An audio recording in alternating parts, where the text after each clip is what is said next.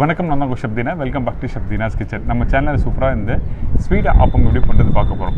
இந்த ஸ்வீட் ஆப்பம் வந்து நிறைய பேர் வந்து நிறைய விதமாக பேர் சொல்லுவாங்க. அதாவது கேரளா பார்த்தீங்கன்னா உன்னி ஆப்பம்னு சொல்லுவாங்க, இங்கே வந்து ஸ்வீட் ஆப்பம், நெய் ஆப்பம், அதுக்கப்புறம் வந்து கார்த்திகை தீபம் ஆப்பம்னு சொல்லுவாங்க. ஸோ இந்த மாதிரி நிறைய பல வகையான பேர்லாம் இருக்குது. இந்த ப்ரிப்பரேஷன்லாம் சேம் மெத்தட் தான், ஆனால் சின்ன சின்ன வேரியன்ஸ்லாம் இருக்கும்.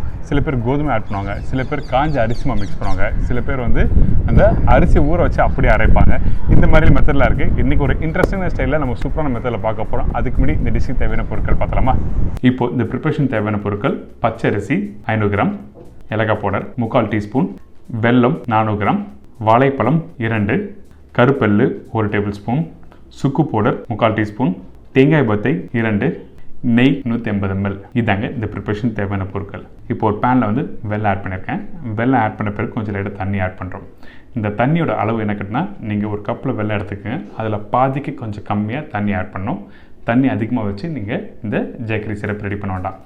அதுக்கப்புறம் இந்த ஜேக்கரி சிரப் வந்து ஒரு கம்பி போதும், 2 கம்பி போதும் அப்படிலாம் எதுவுமே இல்லை. ஜஸ்ட் மெல்ட் ஆனால் போதும். அதுக்கு பிறகு ஒரு சின்ன பவுலில் ஸ்டெயின் பண்ணி எடுத்து வச்சுக்கோங்க. இந்த மாதிரி நம்ம ஸ்டெயின் பண்ணுறோம்.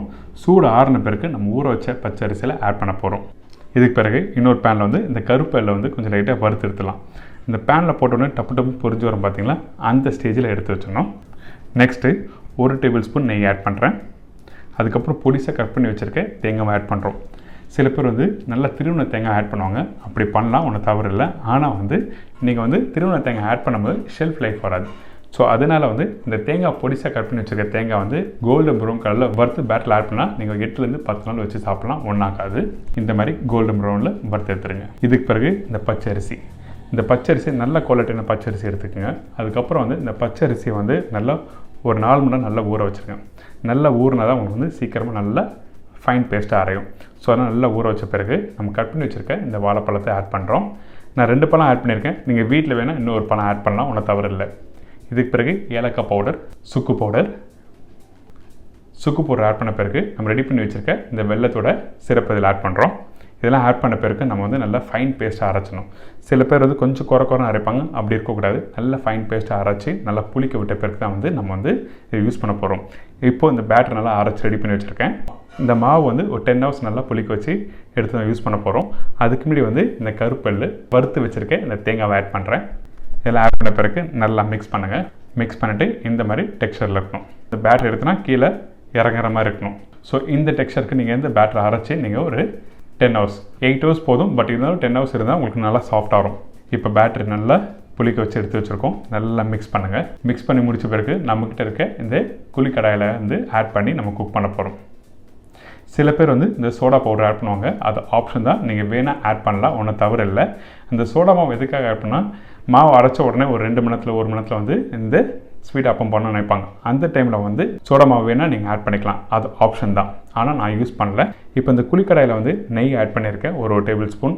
இதில் வந்து பேட்டர் தேவையான அளவுக்கு நம்ம இதில் ஆட் பண்ணுறோம். ஓவர்ஃப்ளோ பண்ணோன்னா அதே டைமில் ரொம்ப கம்மியாக வேண்டாம். நீங்கள் குக் பண்ணும்போது மீடியமான ஃப்ளேம் வச்சு குக் பண்ணுங்கள். ஏன் கேட்டேன், இதில் வாழைப்பழமாக ஆட் பண்ணியிருக்கோம், வெல்லம் இருக்கும். ஸோ அதனால் சீக்கிரமாக கலர் வந்துடும். இதே வந்து இந்த ஸ்வீட் ஆப்பம் சில பேர் வந்து உளுத்தம்பருப்பு ஆட் பண்ணுவாங்க, சில பேர் வந்து கோதுமை ஆட் பண்ணுவாங்க, சில பேர் வந்து அரிசி மாவு மிக்ஸ் பண்ணி பண்ணுவாங்க. நிறைய விதம் இருக்குது. ஸோ இது என்னோடய ரெசிபி ஸ்டைல். ஸோ அதனால் உங்களுக்கு நான் ஷேர் பண்ணுறேன். இப்போ நல்லா குக் பண்ணுங்கள். மீடியமான ஃப்ளேம் வச்சு குக் பண்ணால் இந்த ப்ரிப்பரேஷன் ரெடி. இப்போ எக்ஸாம்பிளுக்கு வந்து சென்டர் பகுதி பார்த்திங்கன்னா உங்களுக்கு வந்து நல்லா கலர் வரும். ஏன்னா நம்ம வீட்டில் இருக்க ஸ்டவ் வந்து சென்டராக தான் அந்த ஃப்ளேம் வரும். ஸோ அதனால் நல்லா டர்ன் பண்ணி குக் பண்ணுங்கள். அது மட்டும் இல்லாமல் அந்த பபுள்ஸ் வந்து நீங்கள் அப்படி லைட்டாக வரும்போது ஒரு சைடு ரெடி ஆகிடுச்சு, டர்ன் பண்ணலான்னு அர்த்தம். அப்படி வரலன்னா உடனே டர்ன் பண்ண வேண்டாம். பார்த்தீங்களா, நான் சொன்ன மாதிரி சென்டர் பகுதி நல்ல கோல்டன் ப்ரௌன் கலர் வந்திருக்கு. சைடில் வந்து கொஞ்சம் லைட்டாக கலர் கம்மியாக இருக்கும். ஸோ அந்த டைமில் டர்ன் பண்ணி குக் பண்ணால் உங்களுக்கு வந்து இந்த ஸ்வீட் ஆப்பம் ரெடி. அதுக்கப்புறம் நாங்கள் என்ன பண்ணுவோம்னா, தேன் இருக்குல்ல, தேனில் கொஞ்சம் லைட்டாக சுக்கு போட கொஞ்சம் ஏலக்காய் பவுடர் போட்டு நல்லா மிக்ஸ் பண்ணிட்டு இதுக்கு மேலே போட்டு எடுத்து சர்வ் பண்ணுவோம். சூப்பராக இருக்கும். கண்டிப்பாக மறக்காமல் ட்ரை பண்ணி பாருங்கள். ஏன்னாங்க இப்போ இந்த ஸ்வீட் ஆப்பம் எப்படி பண்ணுறது எல்லாருக்கும் ஈஸி தெரிஞ்சிருக்கும். கண்டிப்பாக வீட்டில் ட்ரை பண்ணி பாருங்கள். இதே மாதிரி நாளைக்கு இன்னொரு சூப்பரான டிஷ்ஷை சந்திக்கிறேன். நன்றி, வணக்கம்.